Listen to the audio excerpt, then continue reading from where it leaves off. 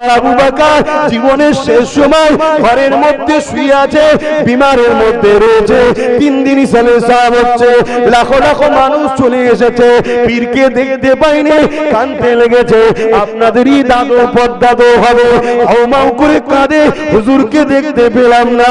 এই সময় পাচার হুজুর কেমলা ঘরের মধ্যে গিয়ে বলতে লেগেছে, আব্বা জান লাখো মুরিদ আপনার জন্য কাঁদে, আপনি যদি বলেন একটু বাইরে যেতে হবে। দাদা হুজুর বলেছিলেন, বাবারা আমি আবু বকর উঠতে পারছি না বাবা, বিমার অসুস্থর জন্য বাবা, কি করে আমি যাব বাবা। মুরিদরা বলে, ওই সময় ছেলেরা বলেছিল, হুজুর দরজাটাকে কেটে আপনি শুয়ে থাকবেন তক্তপোষের উপরে, ওই তক্তপোষটাই চাগিয়ে বাইরে বার করব।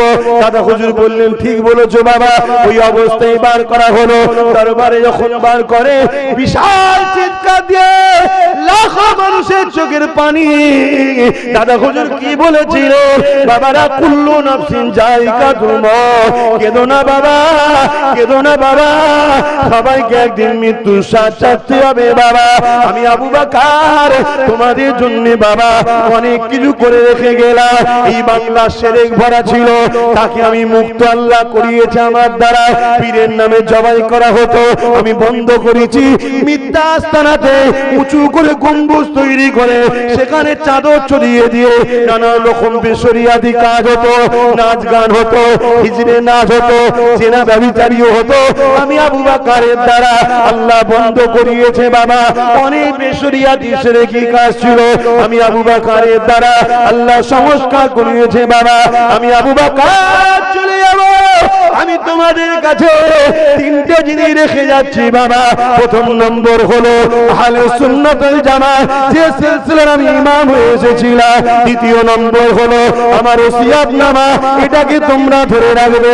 3 নম্বর হলো বাবা আমার আওলাদ, এদেরকে পিয়ার করবে, ভালোবাসবে, মহব্বত করবে। যদি আমার আওলাদের মধ্যে বাবা কাউকে দেখো শরীয়ত বিরোধী হয়ে গেছে, তার সমালোচনা করবে না, তার থেকে মুখটা ঘুরিয়ে নেবে, তার কাছে যাবে না, তাকে মানবে না। তুমি যদি মুরিদ দাবি করো, তাহলে রাস্তায় কেন দাঁড়াও? তোমার পীরের বাচ্চার মোকাবেলা তুমি মুরিদ দাবি করো, তাহলে তোমার তো উচিত ফুরফুরার জমিনে যাওয়া। ভাইজান আপনি কি কথা বলেছেন শুনলাম নাকি? আমি বলতাম, বলেছি কি বলিনি? দুজনে ঘরে বসে মীমাংসা হয়ে যেত। গুন্ডাগিরি করছো, মস্তানি করছো, পাওয়ার দেখাচ্ছ। নমরুদকে আল্লাহ জুতো মারতে মারতে মেরে দিয়েছে, তার সঙ্গে পাল্লা নিতে যাচ্ছ। সময় থাকতে থাকতে পরিবর্তন হয়ে যাও, প্রয়োজনে রেখে দাও। যদি এর পরেও কারো জানতে ইচ্ছা যায় তুমি যদি মুরিদ হও, তোমার তো উচিত লিখিত দিওয়া। হুজুর আপনি কথা বলেছেন কি, মৌলানা আপনি বলেছেন, বা আব্বাস তুমি বলেছো, যেরকম খুশি লিখিত দেওয়া দরকার। রাস্তায় দাঁড়িয়ে তুমি যদি ঝগড়া লাগা, সমাজে মেসেজ যাবে মোল্লাদের রান খাওয়ালিয়ে ঝগড়া হচ্ছে। ইতিহাসের পাতা খুলে দেখে নাও, এই জমিনের উপর ইসলাম এত সহজে আসেনি গো। এ যুবকেরা আজ মুসলমান দাবি করো, লম্বা লম্বা গলা করে নবীর উম্মত দাবি করো। এই জমিনের উপরে আল্লাহ দ্বীন, নবী পাকের সুন্নাত এবং কলেমা ঝান্ডা, শরিয়াতের ঝান্ডা, ইনসাফের ঝান্ডা, মানবতার ঝান্ডা, ইনসানিয়াতের ঝান্ডা এত সহজে প্রচার হয়নি গো। আল্লাহ নবী যখন বলেছিল লা ইলাহা ইল্লাল্লাহ আনা মুহাম্মাদুর রাসূলুল্লাহ, এই জমিনের মানুষ কেউ মানতে ছিল না।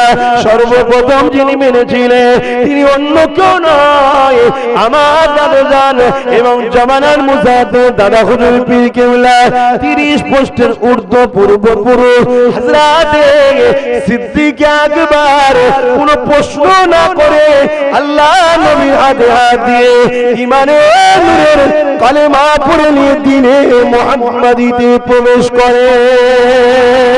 আরো জোরে বলুন সুবহান। এই জমিনের উপরে এই দিনটা প্রচার এত সহজে হয়েছে মনে হচ্ছে নাকি? সব জায়গায় মাথা গরম ভালো নয়, হালকা বয়সে রক্তের গরম আছে। হ্যাঁ, তুমি দুনিয়াবি খেয়ালে গান শুনে ফেলেছো, তওবা করে ফিরে আসো। নামাজ কাজা করে ফেলেছো, তওবা করে সিজদায় পড়ে যাও। সিনেমা দেখে ফেলেছো, তওবা করে ফিরে আসো। যাত্রায় চলে গেছো, তওবা করে ফিরে আসো। ফাংশনে চলে গেছো, তওবা করে ফিরে আসো। শরাব পান করে ফেলেছো, তওবা করে ফিরে আসো। অন্যায় করে ফেলেছো, তওবা করে ফিরে আসো। আমার আল্লাহ পাকের নাম রহমান, আমার আল্লাহ পাকের নাম রহিম। নবী আমার জানিয়ে দিলে, এ আমার উম্মত উম্মতিরা, তোরা আমার উম্মত হওয়ার জন্য আল্লাহ তোদেরকে অনেক সুযোগ দিয়েছে। অন্য নবীর উম্মতেরা গুনাহ করলে সেই নবীর উম্মতদের জন্য শাস্তি অবধারিত ছিল, আসমান থেকে সঙ্গে সঙ্গে শাস্তি এসে যেত। এ আমার উম্মতেরা, আমি নবী আমার খাতিরে আল্লাহ পাক তোদেরকে অনেক মাকাম দিয়েছে রে। কি রকম মাকাম দিয়েছে? তোরা যখন অন্যায় করি ফেরেশতা লিখতে যায়, আল্লাহ বলে লিখবি না, আগে করু, যদিও করে ফেলি আল্লাহ বলে এখনো লিখবি না। সকালে করলে সন্ধ্যা পর্যন্ত সুযোগ দেয়, যদি বান্দা বান্দি তওবা করে না আমি আল্লাহ মাফ করে দেব। রাত্রিরে করলে ফজর পর্যন্ত সময় দেয়, যদি বান্দা বান্দি তওবা করে না আমি মাফ করে দেব। ও যুবক, অন্য নবীর উম্মতেরাই সুযোগ পাইনে, তোমরা সুযোগ পেলে কার খাতিরে? অন্য কারো খাতিরে নয়, আমি না আল্লাহর মুহাম্মদ রাসূলের খাতিরে। আরে জোরে বলুন সুবহান।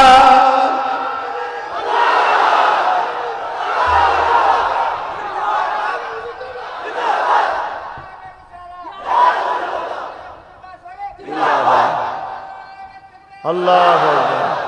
এখন জিজ্ঞাসা করছি, জ্ঞানী গুণী মানুষ, বুদ্ধিজীবী মানুষ, জেনারেল লাইনের মানুষ, সাধারণ জ্ঞানে বলেন, 20 বছর 25 বছর ধরে যে বাপ তোমাকে খাইয়ে দাইয়ে পরিশ্রম করে বড় করলো, তোমার জন্য কত কষ্ট করলো, বিয়েটা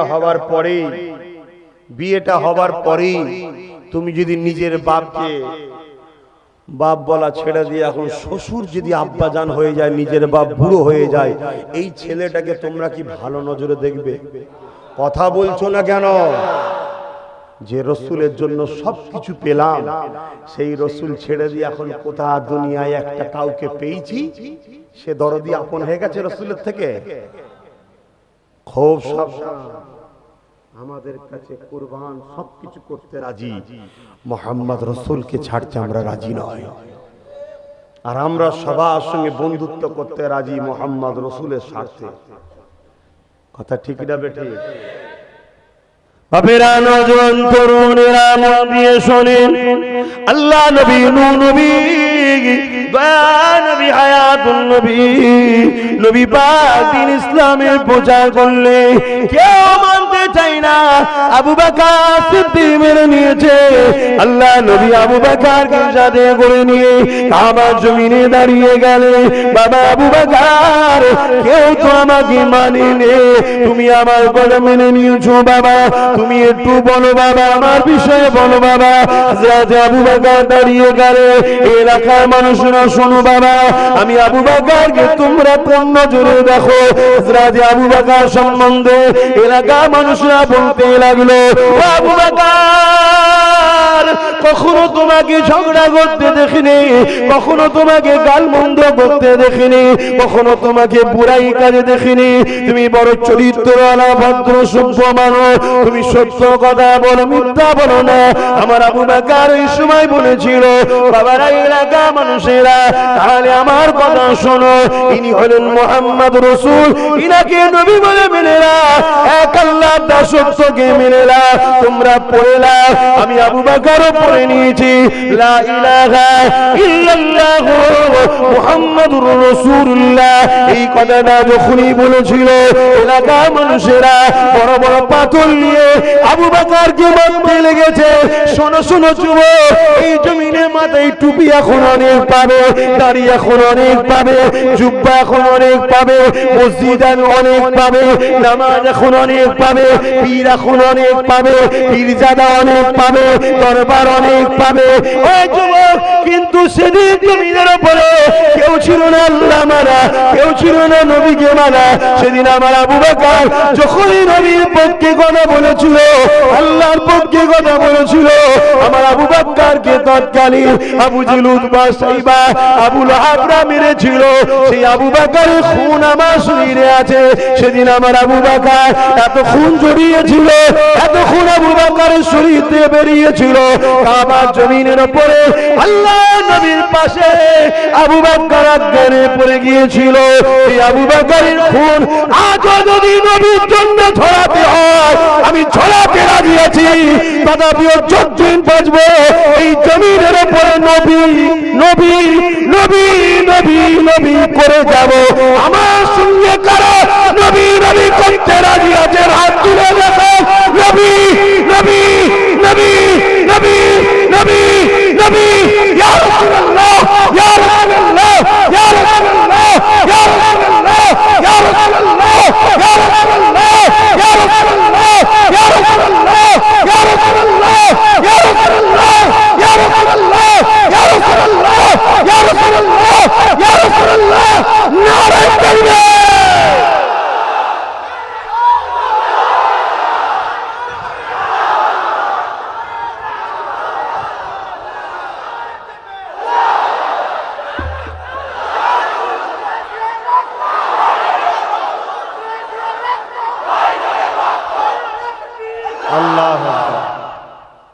এইভাবে জিন্দেগি কাটান। আমি গুনাহগার, তোমাদের সবার থেকে বেশি গুনাহগার আমি। তথাপিও আমি আশা করে আছি আমি জান্নাতে যাব। কেন? আমি তোমাদের সবার থেকে গুনাহগার, তথাপিও কিন্তু জান্নাত যাবার আশায় বসে আছি। কেন? এই শুনছেন না? কেন? আল্লাহর কোরআনের একটা আয়াত আছে, ওয়ালা সাউফা ইউতিকা রাব্বুকা ফাতারদা। হাফেজ সাহেবদের, আলেমদের জিজ্ঞাসা করুন, ওয়ালা সাউফা ইউতিকা রাব্বুকা ফাতারদা, এই আয়াতের তাফসীরে শুনছেন তো? এইদিকে খেয়াল আছে তো? এই আয়াতের তাফসীরে কি বলছে? কিয়ামতের দিনে আমার আল্লাহ তেনার হাবিবকে বলছেন, হাবিব, ওয়ালা সাউফা ইউতিকা রাব্বুকা ফাতারদা, আমি আপনাকে অচিরে, অর্থাৎ ময়দানে মাহশরে মুফাসসিরিনরা বলছেন এত দিয়া দেব। যুবক, রাস্তা ঠিক করো, রাস্তা ঠিক করো। হুজুরের মিষ্টি হাসিতে ভেসে যাও, বক্তা সাহেবের মিষ্টি কথাতে ভেসে যাওনি। 200, 500, 1000, 10,000 টাকাতে নিজের ঈমানকে বিক্রি করে দিওনি। বুঝার চেষ্টা করো। ওয়ালা সাউফা ইউতিকা রাব্বুকা ফাতারদা, অচিরে আমি আপনাকে এত দিয়া দেব, যতক্ষণ পর্যন্ত না আপনি খুশি হচ্ছেন ততক্ষণ আমি দিয়েই যাব, দিয়েই যাব, দিয়েই যাব। এই আয়াতের তাফসীরে ব্যাখ্যাতে মুফাসসিরিন হযরতরা বলছেন, কিয়ামতের দিনে আল্লাহ তিনার দোস্ত নবী মুহাম্মদ রাসূলকে বলবেন, হাবিব, আজকে আপনি কাঁদবেন না, আজকে সেই দিন, ওয়ালা সাউফা ইউতিকা রাব্বুকা ফাতারদা, ওয়াদা পূরণ করার দিন। আপনি আপনার উম্মতদের করে ইশারা করুন, কোথায় যেতে? জোরে বলুন, যা যা। নবী ইশারা করতে থাকবে, আর আল্লাহ কুদরতি নজরে হাবিবের দিকে তাকিয়ে থাকবে। যতক্ষণ না নবী হাসবে ততক্ষণ আমরা জান্নাত যাব। জোরে বলুন সুবহানাল্লাহ। আরে আমার নবী সাল্লাল্লাহু আলাইহি ওয়াসাল্লামের পিছনে নামাজ পড়তো রাইসুল মুনাফিক আব্দুল্লাহ ইবনে উবাই, এবং সে এমনও করেছে আমার নবী যখন মদিনাতে ঢুকতো সাহাবাদেরকে লক্ষ্য করে বলতো, এ সাহাবারা চুপ করো, মুহাম্মদ রাসূল আসতে লেগেছে। কিন্তু আব্দুল্লাহ ইবনে উবাই সুযোগ খুঁজতে লেগেছে কখন মুহাম্মদকে জড়ানো যাবে। হঠাৎ করে একদিন দেখা যায় আমার আমার নবী পাক সাল্লাল্লাহু আলাইহি ওয়াসাল্লাম আহলিয়া আমাদের সকলে আম্মা জান হযরত আয়েশা সিদ্দিকা সফর থেকে আসার সময় অনেক বড় কথা আপনারা নিশ্চয়ই জানেন। একটা ঘোড়ার পিঠেতে উটের পিঠেতে যে কাজা করা থাকে তার মধ্যে ছিল, উনি বড় হালকা ছিলেন, তাই ওই সাফওয়ান নামক একজন সাহাবী সেটাকে তুলে নিয়ে ঘোড়ার পিঠে দিয়ে উটের পিঠে দিয়ে টানতে টানতে নিয়ে চলে এসেছে। মনে করেছে আম্মা জান হয়তো এর ভেতরে আছে, কিন্তু আম্মা জান প্রয়োজনে ফাঁকে গিয়েছিল। এসে দেখছে এই দিকে আমার নবী পাকের সেই কাফেলা চলে গেছে। এই হালকা বয়স ছিল, কি করবে, ওখানে ঘুমিয়ে পড়েছিলেন। এমন সময় ওই সাফওয়ান নামের সাহাবী তিনি লাস্টে আসতেন, খুঁজতে খুঁজতে আসতে লেগেছে, দেখছে কেউ কোথায় রয়ে গেছে নাকি। এই আম্মা জানকে দেখতে পেয়ে ইন্না লিল্লাহ পড়ে নিয়ে এমন করে তিনাকে উটের পিঠে চাপিয়ে ওই উটের দড়িকে ধরে ধরে নিয়ে আসছে। যখন মদিনায় নববী ঢোকে, মদিনা শহরে ঢোকে, ওই রাইসুল মুনাফিক আব্দুল্লাহ ইবনে উমার এইটাকে দেখার পরে মদিনার বাজারে বাজারে সর্বপ্রথম সে বলেছিল মুহাম্মাদের স্ত্রীর সঙ্গে নাউজুবিল্লাহ, সবই আপনারা জানেন। এর পরের ভাষা জবান দিয়ে বলতে পারছি না। এ যুবক রে, শুনে রেখে দাও, মুনাফিক কত খারাপ জিনিস দেখো। সে এমন করে কি করলো, আম্মা জানের উপরে ইলজাম লাগিয়ে দিল। আম্মা জান মনে দুঃখে ঘরে চলে গেল। অনেক বড় কথা, আল্লাহর আয়াত নাজিল হয়ে গেল। আমার আল্লাহকে জানিয়ে দিল, হাবিব আয়েশার সঙ্গে বিয়েটা আমি আল্লাহ দিয়েছি, অন্য কেউ না। আমি আগের খবর জানি, পরের খবর জানি, সব খবর জানি। আমার হাবিব রে, আম্মা আয়েশা সিদ্দিকা যদি নাপাকি হবে বা খারাপ কখনো হয়ে যাবে, হাবিব রে তোমার সাথে কখনো আয়েশার বিয়েটা আমি আল্লাহ দিতাম না। আমি যখন বিয়ে দিয়েছি আয়েশা কোন মেয়ে কি থাকবে শেষ জীবন সব আমি জানি হাবিব, কেন আমি তাকে বানিয়েছি। আমার হাবিব নিশ্চিন্তায় যান, আয়েশাকে নিয়ে আসেন। আয়েশা পবিত্রতা নারী।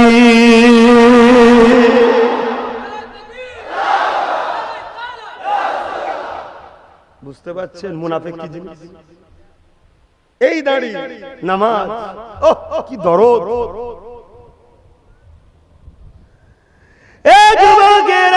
এই জমিনের উপরে কাদের রক্তের বিনিময়ে দিন ইসলামটা প্রচার হয়েছে, একটু জানতে হবে। ইতিহাস যদি না জানেন ধ্বংস হয়ে যাবে। এখন যদি কেউ ইতিহাস অস্বীকার করতে চান, তাকে আমি বলবো আল্লাহর কোরআনটা খুলে দেখো, আদেশ নিষেধ কতটা আছে আর ইতিহাসটা কতটা আছে। কোরআনকে যদি 3 ভাগে ভাগ করা হয়, বুঝাবার জন্য বলছি 2 ভাগের বেশি ইতিহাস রয়েছে। সে আপনি ইউসুফ নবীর জীবনী পড়বে, মুসা নবীর জীবনী পড়বে, নূহ নবীর জীবনী পড়বে, ইসমাইল নবীর জীবনী পড়বে, পুরো ইতিহাস ভরা ভরা রয়েছে। কেন আমার আল্লাহ ইতিহাস আমার নবীকে শুনিয়েছে, কারণ ইতিহাসে অনেক কিছু জ্ঞান পাওয়া যায়। ইতিহাস মানুষকে সচেতন করে দেয়। আজ আপনাদেরকে সচেতন করে দিচ্ছি। হযরত ওসমান গনিকে শহীদ করেছিল কারা?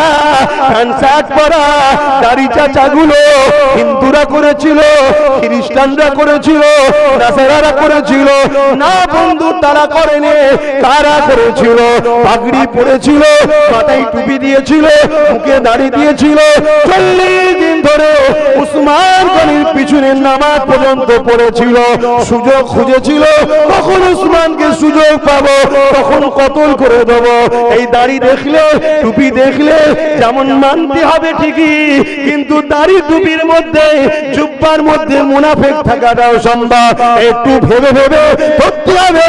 এই জন্য দাদা পীরের মুরিদদেরকে বলে যায়, আমার আবু বকর জীবনের শেষ সময় ঘরের মধ্যে শুয়ে আছে, বিমারের মধ্যে রয়েছে। 3 দিন ইসালে সাহেব হচ্ছে, লাখো লাখো মানুষ চলে এসেছে, পীরকে দেখতে পাইনি, কাঁদতে লেগেছে। আপনাদেরই দাদু পদ্দাদু হবে, হাউমাউ করে কাঁদে, হুজুরকে দেখতে পেলাম না। এই সময় পাচার হুজুর কেমলা ঘরের মধ্যে গিয়ে বলতে লেগেছে, আব্বা জান লাখো মুরিদ আপনার জন্য কাঁদে, আপনি যদি বলেন একটু বাইরে যেতে হবে। দাদা হুজুর বলেছিলেন, বাবারা আমি আবু বকর উঠতে পারছি না বাবা, বিমার অসুস্থর জন্য বাবা, কি করে আমি যাব বাবা। মুরিদরা বলে, ওই সময় ছেলেরা বলেছিল, হুজুর দরজাটাকে কেটে আপনি শুয়ে থাকবেন তক্তপোষের উপরে, ওই তক্তপোষটাই চাগিয়ে বাইরে বার করব। দাদা হুজুর বললেন, ঠিক বলেছো বাবা। ওই অবস্থায় বার করা হলো। দরবারে যখন বার করে, বিশাল চিৎকার দিয়ে লাখো মানুষের চোখের পানি। দাদা হুজুর কি বলেছিল, বাবারা কুল্লু নাফসিন যায়িকাতুল মউত, কেঁদো না বাবা, কেঁদো না বাবা, সবাইকে একদিন মৃত্যুর স্বাদ চাখতে হবে বাবা। আমি আবু বকর তোমাদের জন্য বাবা অনেক কিছু করে রেখে গেলাম। এই বাংলা শেরেক ভরা ছিল, তাকে আমি মুক্ত আল্লাহ করিয়েছে আমার দ্বারা। পীরের নামে জবাই করা হতো, আমি বন্ধ করেছি। মিথ্যা আস্তানাতে উঁচু করে গম্বুজ তৈরি করে সেখানে চাদর ছড়িয়ে দিয়ে নানা রকম বেশরিয়াদি কাজ হতো, নাচ গান হতো, হিজড়ে নাচ হতো, জেনা ব্যভিচারীও হতো। আমি আবু বকরের দ্বারা আল্লাহ বন্ধ করিয়েছে বাবা। অনেক বেশরিয়াদি শিরকি কাজ ছিল, আমি আবু বকরের দ্বারা আল্লাহ সংস্কার করিয়েছে বাবা। আমি আবু বকর চলে যাব। আমি তোমাদের কাছে তিনটে জিনিস রেখে যাচ্ছি বাবা। প্রথম নম্বর হলো